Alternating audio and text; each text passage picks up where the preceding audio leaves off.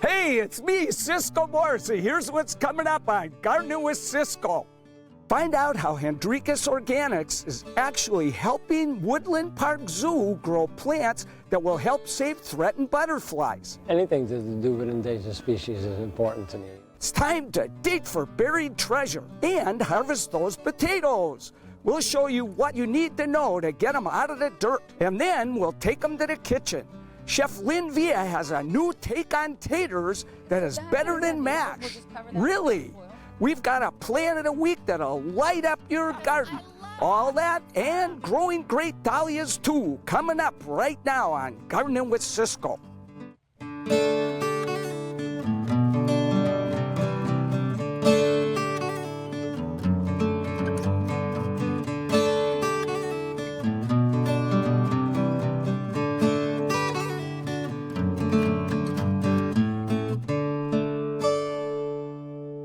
Hi, I'm Cisco Morris. And I'm Megan Black. Welcome to Gardening with Ciscoe. We are hanging out in North Bend today. We're at the Dahlia barn. Now, not only can you come out here and cut some of these babies for yourselves, you can also order up the tubers to plant in your own garden. We're going to tell you all about that coming up throughout the show today. Yeah, that's right. We're going to give you the 5 tips you need to grow perfect dahlias. But first, did you know that Hendricus Organics actually is saving a threatened butterfly? Really? Here's how.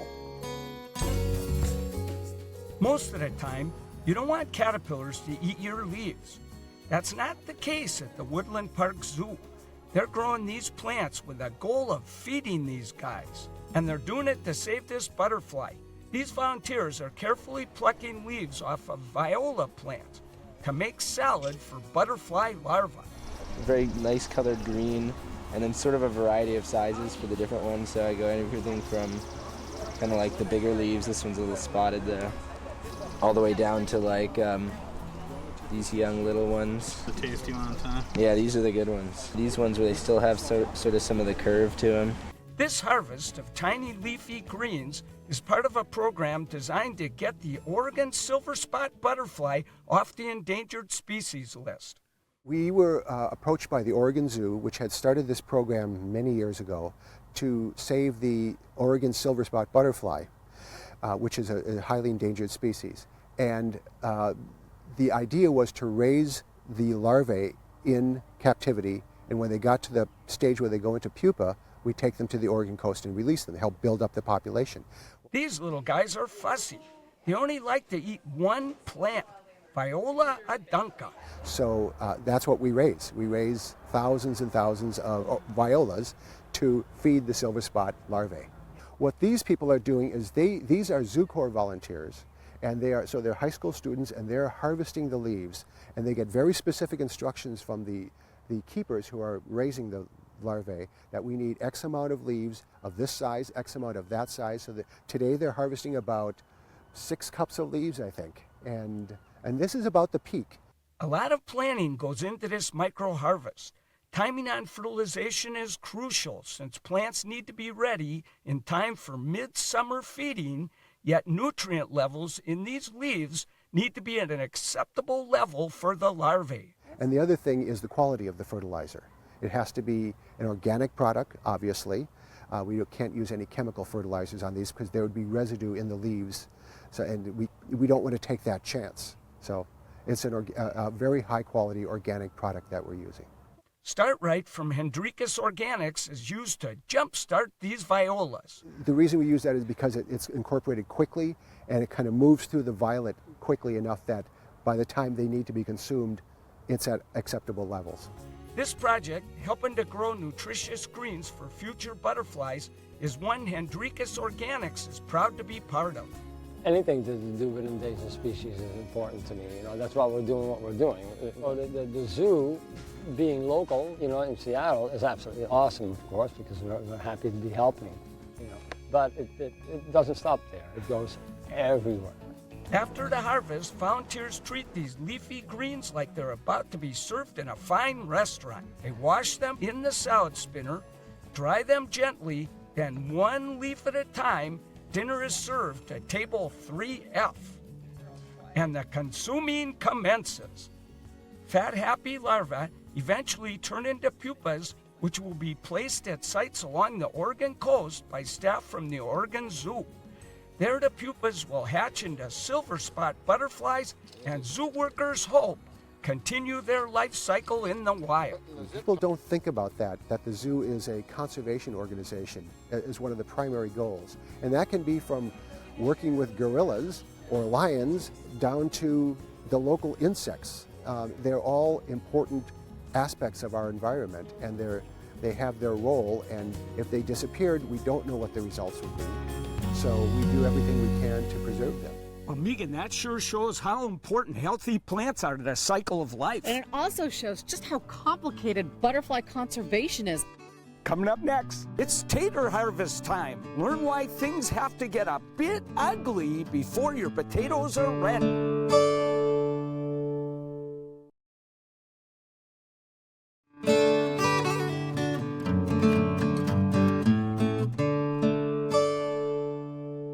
Welcome back to Gardening with Ciscoe from the Dahlia barn here in North Bend. So here's the deal, Ciscoe. Every weekend through September, you can come out here and you get to cut your own dahlias. Aren't these absolutely gorgeous? What I love is you can pick and arrange your own bouquet. Isn't it beautiful? They'll keep open through September until the rains pretty much put an end to it in October. So here's to an Indian summer. Now, I'm going to keep doing this. You get back to work, okay? Oh, man. I get to cut more. Okay, our next segment is about one of my all-time favorite vegetables. For once, I'm not talking Brussels sprouts. Thank goodness. Spuds. Okay, Megan, here's a question for you. What? Why are potatoes like fine wine? I have no idea. Well, I'm not telling you till after the harvest. Okay.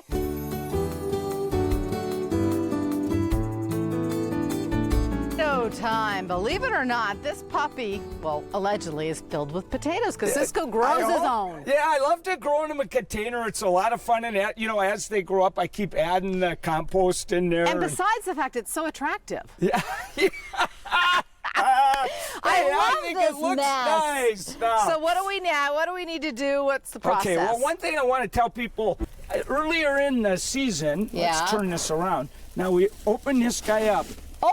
Hey, grab that spud there, Megan. Oh, okay, cutie now, matootie. Now that would, all year you could reach in there and look at the size. That's a Russian banana. Yeah. Okay, and that's a pretty easy job. Yeah, no kidding. And they're almost, you know what, they're pretty good. They're dying back. Right. Now, here's where the magic of TV comes in, because you have to imagine this is a week later. Oh, okay. Because you don't want to dump these out. You want to leave them in there for a week or a week and a half. Why? And because the skin gets hardened there. It cures. Oh.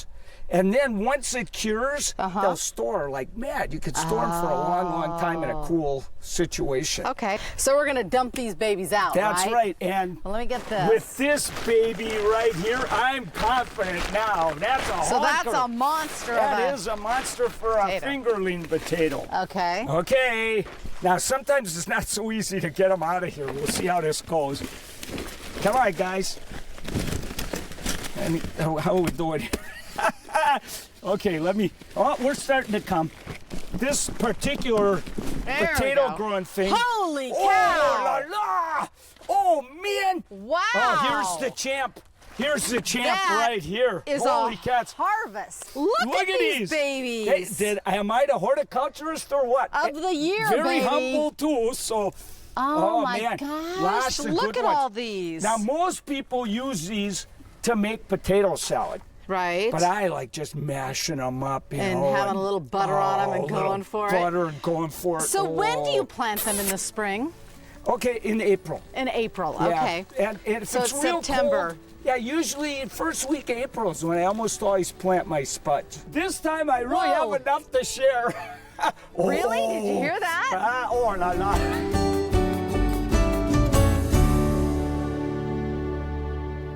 Okay, the answer to the question, what does potato have in common with a bottle of fine wine? Yeah. Okay, when you harvest the potato, the skin goes through a chemical change, gets harder, gets thicker, and becomes the same substance as cork.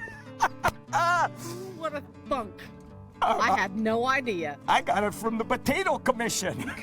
You are brilliant. Well, I say cheers to that. And I got a bouquet of flowers, and you didn't. Oh, la la! Up next, Well, now that we've harvested those potatoes, let's cook them. Lynn Via's turning taters into something sublime.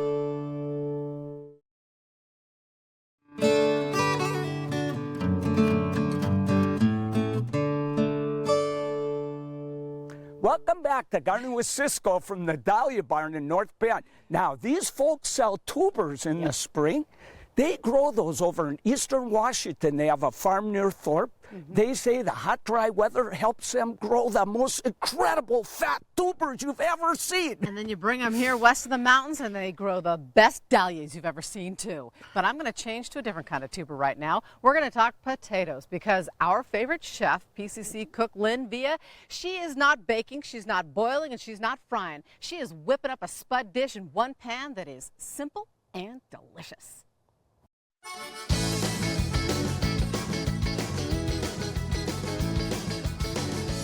So now we have potatoes in season. We just harvested some, but apples as well, of course, during the fall. And of course, Lynn is going to marry the two quite nicely. Yes, exactly. Perform a little ceremony here. You know, we started thinking about this apples and potatoes, and there's a lot of wonderful little applications that you can do here. So my mind started to feel kind of cozy and Alsatian, you know, and I know you have some experience in that region of the world. Lived in there for about a year, yep. And so we're going to do sort of a classic dish, sort of native to that region. And love it. Yes, and it's delicious. I can't wait. So I've already used my mandolin here. These frighten me, by the way. Oh, yeah? Yeah. Well, I've had an accident with one before, but I love this little doohickey. It's got a guard. Yeah. Love it. Okay. So I've done some thinly sliced potatoes, red skin potatoes, and some thinly sliced, these are Walla Walla sweet onions. Oh, and you notice I left the skin on the potatoes, left the skin on the apples, Love okay? it. And then any apple that you love, okay? These are Honeycrisp. So you basically skewer this little guy here, Yeah. and then we just run him through, yeah, huh? exactly. Okay. Yep, and just, you know, give it some muscle. There you go, beautiful. And then push. Okay, look at that. Pop Last that alive. off of there. And then so we Okay. stick this guy There you in go. here. Yep, not all the way on, just, you know, maybe half an inch Okay. or so. There you go, perfect. And then And go for it. Isn't that fun? love it. I'm not even afraid of him anymore. It's amazing what you can do with this machine. Yeah. And even the last piece is perfect. That's what I like. That doesn't always happen. Oh, well. All right, so you've got all your gorgeous apples. I'm gonna pile these up on a platter. Oh, it smells good too. I So know, fresh. I know. It's the season. And you see, we just took the core out of here. If you want, you can cut them in half. Take the core out and just cut, you know, I like halves. what you did. Yeah, Better it's than- kind of pretty. Yeah. Gives it a nice little consistency. So now that we have all of our ingredients together, it's so simple. I love this dish. We're gonna start with a cast iron skillet. Okay. Now, if you've got, you know, a straight edge tart pan or anything that along those lines work great, but cast iron goes, you know, right into the stove and right to your table. I love it. All right. So then what I like to do is 1 apple slice, 2 potato slices, and then a few onion rings like this. Okay. And just start in the pan like this.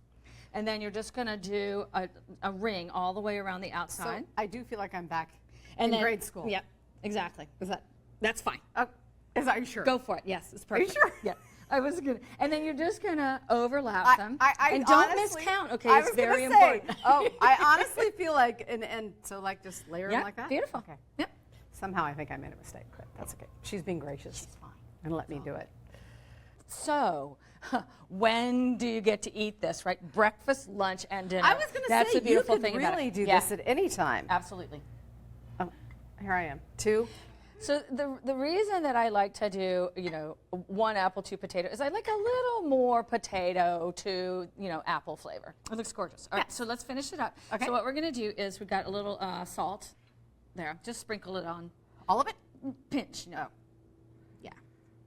Sometimes I measure, sometimes I don't. I like to keep you on your toes. I like that. Yeah, okay. I like that. And then a nice, generous amount of cracked black pepper. You know we Yeah. love pepper. Love it. Okay. And then Now the herbs. Okay. So this is fresh thyme, rosemary, and sage. Yum. And you don't have to pour a ton of cheese on there. Okay. This is entirely up to you. What I do sometimes is I start with a little bit of cheese. We were going to cover this, bake it, and then add a little more? more to finish for Okay. a little, you know. that good then? That looks gorgeous. Okay. And then just a little splash of cream over the top. You can, some people drown this in cream. I just put enough to kind of moisten the ingredients and just give you a little, a little bit of a sizzle, and just to kind of build a little steam. You for want to the be able to cooking eat process. enough. You don't want to be too sick because it's so rich. Right? Well, then you can just serve it with a little kale or chard, and you can justify There you that. go. Oh, But I at any rate, see. so that's it. Isn't that beautiful? We'll just cover that is. with some foil and throw it in a 350-degree oven until it's tender. Perfect. Yeah. Wow, look at that. I do good work. Yes, you do. Oh, yum. It smells divine. I Isn't bet it it tastes fabulous? even better. Yeah. This is so beautiful. This is so like, what the mountains of Yes. France smell like this time of year. That wonderful scent of the sage and the, oh my God. Oh and my then, goodness. as we mentioned, just to give it a little nice greenery on the side, this is just some shredded chard with a little balsamic vinaigrette and some dried cranberries. Oh, yum. I love it. Just love it. And I'll just make as much of a mess as possible. Yikes. Shall we? Oh, my mouth is just watering like crazy. Well, you know what? Morning, noon, and night. I think you're right. Oh, that is heavenly.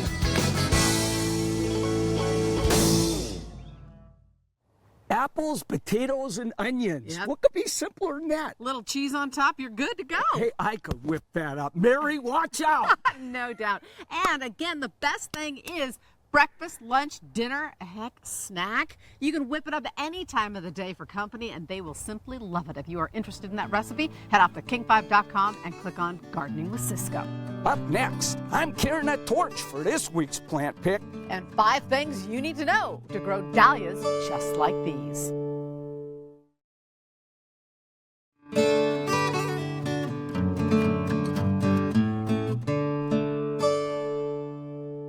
Welcome back to Gardening with Cisco from the Dahlia Barn here in North Bend. Now, by all rights, our plant pick should be a dahlia. Yeah, wouldn't you think so, yeah. Because look at this baby, Robin Ruby. Have you ever seen anything so delicious in your life?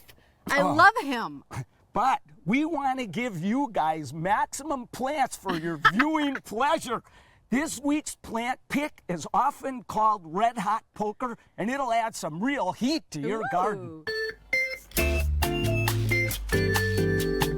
So this might not sound all that good, but I really do like it when Cisco has a plant that dies, because I love what he comes up with to replace it. You know what I mean? Yeah, there's The something kind combination. of nice about that now that I admit it.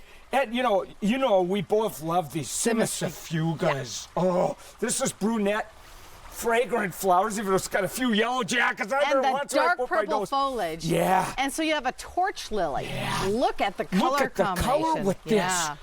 Man, oh man, this is good. I'm going to cry every time I come out here. These have a tendency, though, as they continue to grow up, to get a little ratty looking. They do. So that's the problem. If you plant these, they need room. They Right. need moist soil. Everybody thinks these are drought tolerant. They're from South Africa. So people think, okay, I'll cram it in, you know. Right. You can't do it with these. They got to have room, and they got to have sunshine and a moist spot. And you know these Simicifugas love water. Holy Right. cats. Is this baby in there, Megan? And I'll be watering the Simicifuga.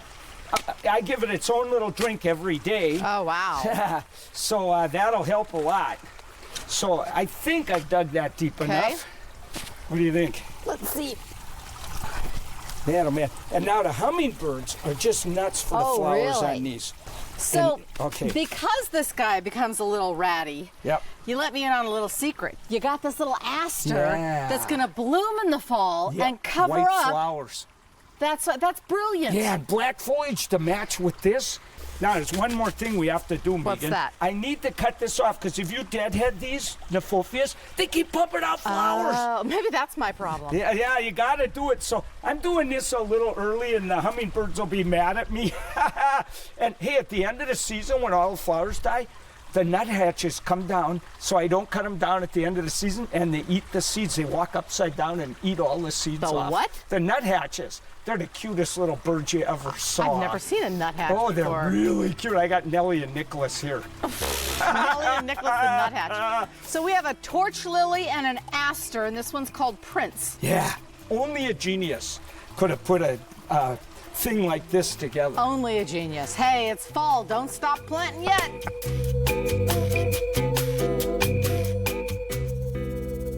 Well, I've lost Megan. She's out there cutting a bouquet somewhere. Hey, you want to grow great dahlias? Just follow the 5 tips from owner Amy Sherrill, and you can grow great ones like this. Most important thing about dahlias is to plant them in full sun. Planting time in the Northwest is typically late April, early May. Well-drained soil, not soil that's too rich in organic matter, just good topsoil that's well-drained. It's very important to keep the slug bait down as they're emerging from the soil. Once they're about a foot tall or so, you don't have to worry about it anymore, but they will get them as they're coming up. So when they come up, a deep soaking 2 times a week is sufficient. We like to use soaker hose. We think that's the best way to water dahlias. Cut them. You want to cut them and enjoy their blooms, because the more you cut them, the more they will bloom. So cut the flowers, bring them into your house, give them to friends, enjoy them. Cisco, look what I got! Oh, Aren't these they are beautiful? beautiful. You shouldn't have. Yeah. You can cut your own, and so can you. The Dahlia Barn is open weekends through September, but here is the best part. You can find your favorite, like Robe and Ruby here. Order up that tuber. They're going to ship it to you in the spring with all the directions you need, and you too can light up your garden. So everybody, go visit a dahlia farm and get one of your buddies to cut you a beautiful bouquet. Hey, wait a minute. I do all the work once again. Thanks for watching, everybody. Bye, everybody.